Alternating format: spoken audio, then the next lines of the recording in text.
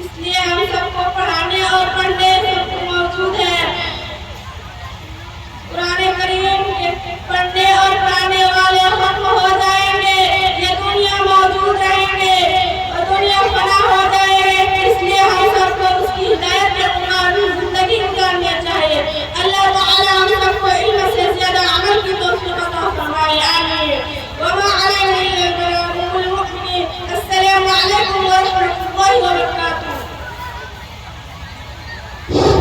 माशाअल्लाह ए जन्नत तुझ में